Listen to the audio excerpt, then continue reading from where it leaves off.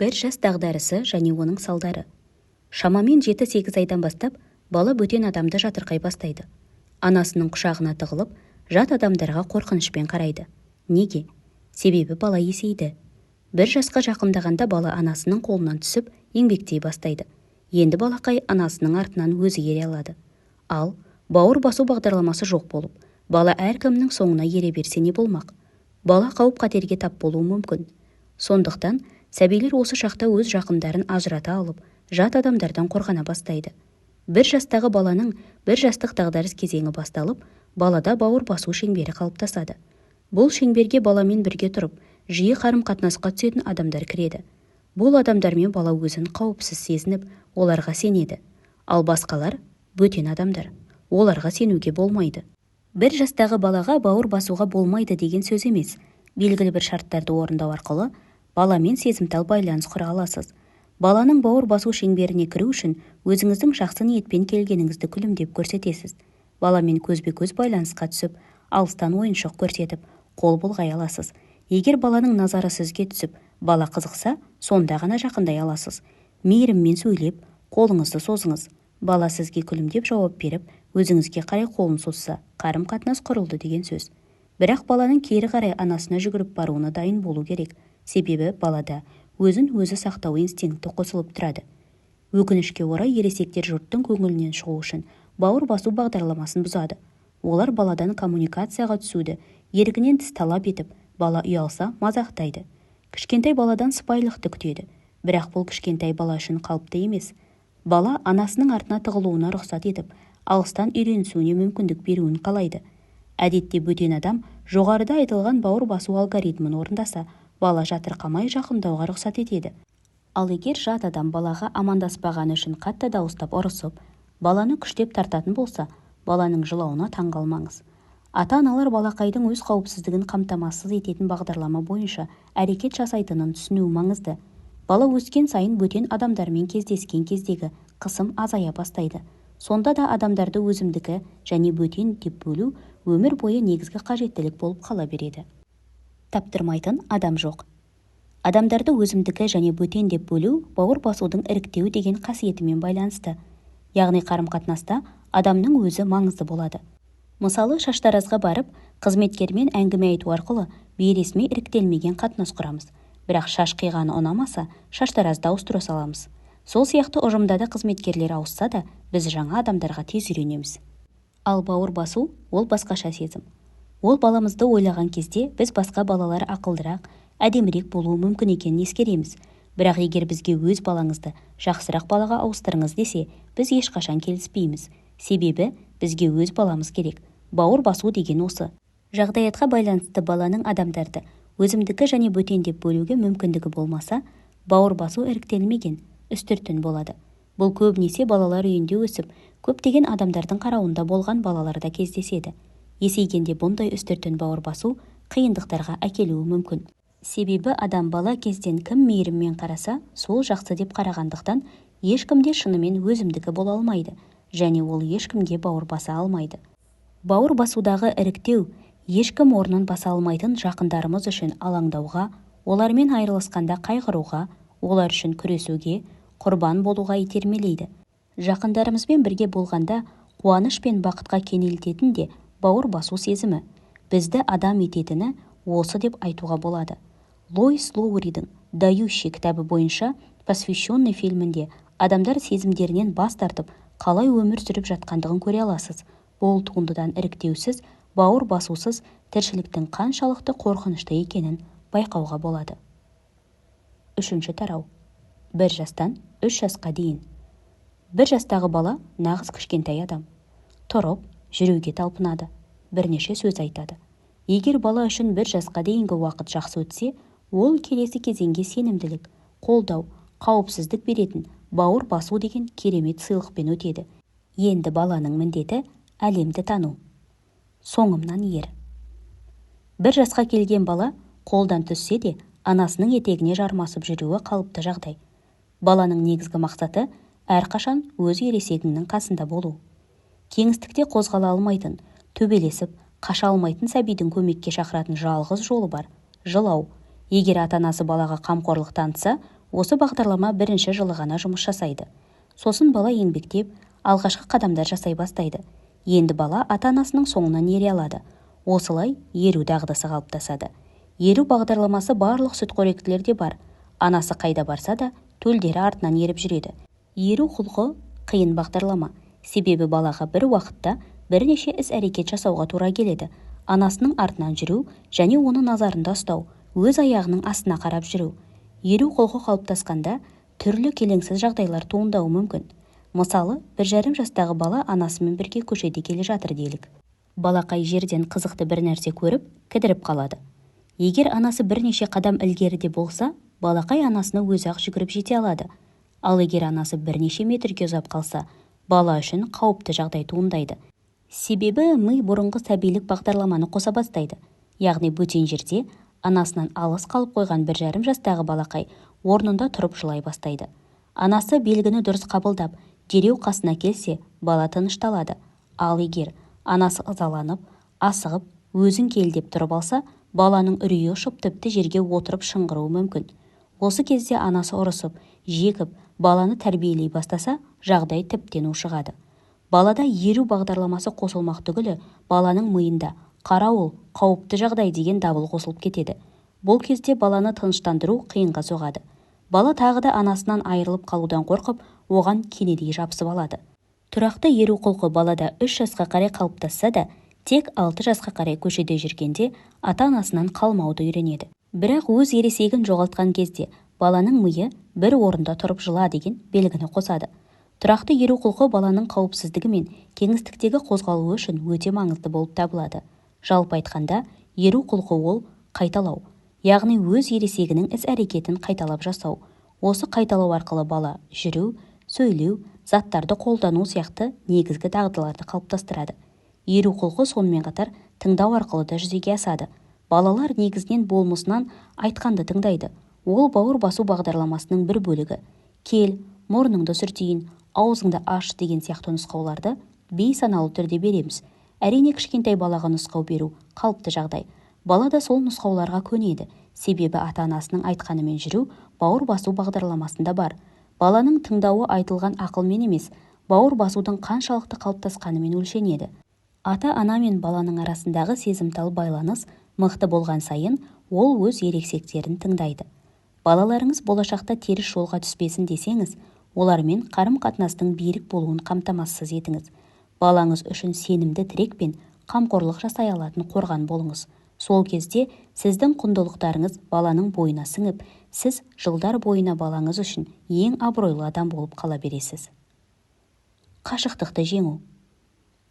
Шамамен 3 жасқа қарай баланың етекке жабысатын кезеңі аяқталады. Біздің оған деген қамқорлығымыз жаңа деңгейге көтеріледі. 3 жасар балақай ата-анасының соңынан ғана жүрмей, дауысына да ере бастайды.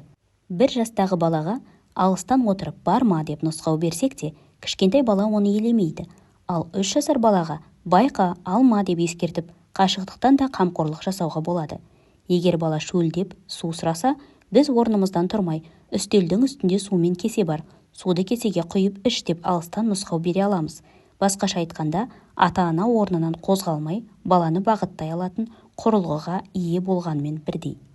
Анасының жанында болуына мұқтаждық төмендеп, бала тек дауысын ести отырып әлемді тану кеңістігін кеңейтеді. Ата-ананың дауысы мен сөзіне еру баланың дамуындағы үлкен жетістік болып табылады.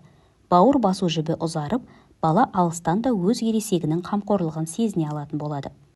Терминатордың құпиясы. 1 жастағы бала мен 3 жастағы баланы салыстырып көрейік. 1 жасар балақай дәрменсіз, әлі де аяқтан ұқтырмайды, сөйлей алмайды, өз-өзіне қызмет ете алмайды. Ал 3 жасар бала кішкентай адам, кеңістікте еркін қозғалып, жүгіреді, секіреді, сөйлейді, өзі тамақ жеп, заттармен еркін ойнай алады. Өз қалауларын, мақсатын айқындай алады. Осылай 1 жылдың бала дамуында қандай рөл атқарғанын көреміз. Біздің өмір сүруімізге қажетті негізгі дағдылардың 90% 1 жастан 3 жасқа дейін қалыптасады екен. 70 жылдары Матейчиктің басқаруымен чехиялық психологтар бауыр басуды зерттеген болатын. Сонымен қатар, олар отбасыда тұратын балалар мен мемлекеттік мекемелерде тұратын балалар туралы фильм түсірді. Фильмнен келтірілген үзіндіде 1 жастан асқан баланы көреміз. Ол анасы ас үйде болған уақытта басқа бөлмені зерттеп жүр. Бір уақытта шкафтың есігімен ойнап саусағын қысып қалады. Балақай қорқып жылап анасына қарай жүгіреді. Анасы ұлын алып жұбатқанда бала тез тынышталады да қайтадан сол бөлмеге, сол шкафты зерттеуге аттанады. Балақай әлемді зерттеп жатыр және қиындықтарға берілетін емес. Келесі көріністе балалар үйіндегі баланы көреміз. Басқа бір бала басты рөлдегі кішкентай баланың қолынан ойыншығын жұлып алады. Балақай отырып жылап қалады. Жанында тәрбиешілер жүрсе де, оларға бармай, ойыншығын да қайтаруға амал жасамай, күйзеліп отырады. Біз нені көріп тұрмыз?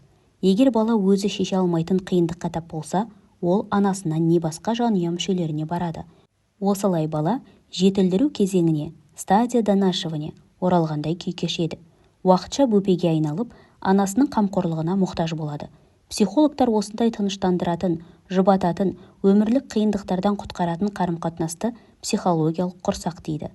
Құшақтасу адамның қиындықтарын жеңуге көмектесетін әмбебап құрал. Адам әлеуметтік қарым-қатынасқа мұқтаж болғандықтан, ата-бабаларымыздың өздері қиындық туған жағдайда бір-біріне қолдау іздеген. Құшақтасу бүкіл әлемнің қаупіне жауап беретін тылсым күш іспеттес. Бір адамның басқа адамға психологиялық құрсақ бола алуын, тыныштық беріп, жұбата алуын, сезімін қабылдауын контейнерлеу деп атайды. Яғни басқа адамның ішіне сыймай жатқан сезімдерін бөлісу. Мысалы, бала үстелдің үстінен бір әдемі затты көреді, алғысы келеді, бірақ бойы жетпейді. Баладан фрустрация байқалады. Фрустрация дегеніміз қажеттілікті қанағаттандырудағы кедергілер. Алғым келеді, бірақ ала алмаймын. Фрустрацияны жеңу үшін бала бар күшін салады. Үстелдің жанына орындық сүйрейді, ересектерді шақырады. Бала А жоспарын жүзеге асыруды бастайды, талпынады, тырысады. Бұл кезде ағзада күйзеліс гормоны бөлінеді, зат алмасу күшейеді. Мақсатына жетсе, күйзеліс қуанышқа айналады. Бірақ кедергілерден өте алмайтын кездер болады. Орындыққа мініп құлап қалады.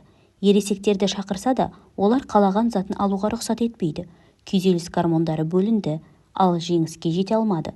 Осы кезде не болмақ? Б жоспарына көшеді. Жеңіліске мойынсынып, фрустрацияны сезінеді. Яғни фокус күйзелістен қуанышқа қарай емес, қайғысын мойындауға бағытталады. Бұл жердегі ең жақсы көмекші көз жасы болып табылады. Жылау арқылы бала босаңсып, мұңын шығара алады. Көз жасымен бірге күйзеліс гормондарының улы қалдықтары шығады. Фрустрация кезінде баланың жылауы қаншалықты өзгеретінін байқауға болады. Алғашында бала қарсыласады, айқайлайды, денесі құрысып қалады, бар ашуын айқаймен көрсетеді. Сосын қарсыласу өкінішке, мұңға айналып, баланың шыңғырып жылауы бәсеңдейді, денесі босаңсып, көз жасы көл болады. Осы кезде бала тек жұбатуды қалайды. Фрустрациямен қақтығысқан жағдайда балаға қарсыласудан мұңаюға өту үшін контейнирование сезімдерін бөлісіп, көмектесу маңызды. Осындай қиын кезде балаға «Мен сенің жаныңдамын, сенің қауіпсіздігіне жауап беремін, күйзелістен шығуыңа көмектесемін» деген белгі беретін адам қажет. Адам өміріндегі күйзелістің деңгейі әртүрлі. Сондықтан ересек адамдар автобусқа кішкене кешіксе де, тамағы күйсе де, бұл жағдайдан басқаның көмегінсіз-ақ оңай шыға алады. Себебі кезінде өз ересектеріміз бізбен сезімдерімізді бөлісіп, контейнерлеуді үйреткен болатын. Бірақ қатты күйзеліс кезінде контейнерлеусіз болмайды. Адам қиналғанда біреудің психологиялық құрсақ бола алуы жеңілдік береді. Контейнерлеу мен еру құлқы адамға бейсаналы тұрғыда қалыптасады. Психологиялық құрсақ болуды адам жоспарламайды. Яғни бала кезден сезімдерін бөліскендіктен біреудің қайғысын көргенде бейсаналы түрде оған қорғаныш қалқаны бола алады. Балалар ересектерге қарағанда күйзеліске төзімсіз келеді. Жүйке жүйесі қалыптаспаған, өмірлік тәжірибесі жоқ бала күйзелістен шыға алмайды. Сондықтан бала фрустрацияны терең сезінеді. Егер ол бір нәрсені қаласа, бұл сезім баланы толық баурап алады. Бұл жерде баладан ақылға келуді күту қате болады. Бірақ баланың бауыр басуы дұрыс қалыптасып, өз ересегі әрқашан жанынан табылса, психологиялық құрсақ бала сезімінің жандануына жақсы себеп болады. Кішкентай терминатордың құпиясы қарапайым. Уақытында ата-анаңның құшағына енсең, жап-жақсы боласың. Сезімсіздіктің қорғаушы қалқаны. Ал егер ата-ана контейнерленуді білмей, балаға ұрсып, ұятқа қалдырып, қысым жасаса не болады? Мысалы, бір жағдаятты екі нұсқада қарастырып көрейік. Серуен кезінде баланың жанына ит келіп, қауіп ала жаздады. Бала қатты шошыды. Бірінші нұсқа. Ата-анасы баланы қолына алып, жылауына мүмкіндік беріп жұбатты. Оны әрқашан қауіптен қорғауға сөз берді. Екінші нұсқа: ата-анасы балаға «сен жігітсің ғой» деп ұялтып, ұрсып, итке жақындауға күштеді. Бұл екі мысалдың зардаптары әртүрлі болады. Бірінші жағдайда бала қамқорлыққа алынса, екінші жағдайда баланы өз қорқынышымен бетпе-бет қалдырады. Бала сезімін шығара алмай, оларды жұтуға мәжбүр болады. Яғни бала қамқорлық пен көмек ала алмаған соң, ішінен шығара алмаған күйзелісті психикасының тереңіне жасырып қояды. Кейін өмір бойы бұл жара сыздап, қиындық тудыра береді. Осындай жағдайлар қайталана берсе, баланың әлемге бейімделуі қиындайды. Қиындыққа тез беріліп, өзіне сенімсіз болады. Баланың сезімдерін бөліспесе не болады? Ересектер келеңсіз жағдайдан өздері шыға алады, ал балалардың оған күші, ресурстары жоқ. Бала өз-өзін жұбатып, қамқорлыққа ала алмайды. Міне, күйзеліс. Бала шошыды, бірақ жылауға болмайды. Ешкім қолына алмайды. Жұбататын адам жоқ. Не істейді? Бала өз-өзіне қорғаныш қабатын жасап алады. Сезімдерін жасырып, оларды елемеуді үйренеді. Өзіне қамқор бола алмайтын бала үшін бір ғана жол бар: диссоциация, сезімдерден бөлек болу. Яғни ештеңені сезбеу, өзімен байланысты жоғалту, өлген есебінде болу. Осындай ауыр күйзеліс кезінде қатып қалу стратегиясын жиі қолданса, бала ештеңе өткізбейтін қабаттың ішінде өмір сүре бастайды. Ол өте ыңғайлы. Ауырса жыламайды, қиналса шағымданбайды, ренжітсе назар аудармайды. Осылайша ол өмір бойы өз сезімін бақылап өтеді. Жұбайлардың арасындағы кикілжіңнің себебі де осында болуы мүмкін. Әйел шағымданған кезде жолдасынан қолдау, түсінік танытуын күтеді, ал оның орнына күйеуі ақыл айтып мәселенің шешімін көрсетуге тырысады. Себебі көп жағдайда ол балаға сезімдерді контейнерлеуге мүмкіндік берілмейді. Ол бала кішкентайынан жылама, сен қыз емессің ғой, шағымданба, жауап бер деген сөздерді естиді. Олардың сезімін бөліспегендіктен олар да біреудің сезімін бөлісе алмайды. Ер адамдардың суықтығы, жылай алмауы және жүрек тамыр ауруына жиі шалдығатыны да осыдан. Баланың эмоциясы көтерілгеннен кейін оларды шығарып босаңсуға мүмкіндік бермесе, ішінде басталған процесс аяқталмай қалады. Күйзеліс психиканың ішінде қамалып, кейін басқара алмайтын агрессия түрінде шығуы мүмкін. Баланың ызасын бірдеңе қылып баса алсақ та, ересек адамды тыныштандыру оңай болмас. Сіз балаңызға осындайды тілейсіз бе? Балам ез болып өседі деген қорқыныш негізсіз. Баланың сезімін бөліссем, балам жанымнан қалмайды деген ой шындыққа жанаспайды.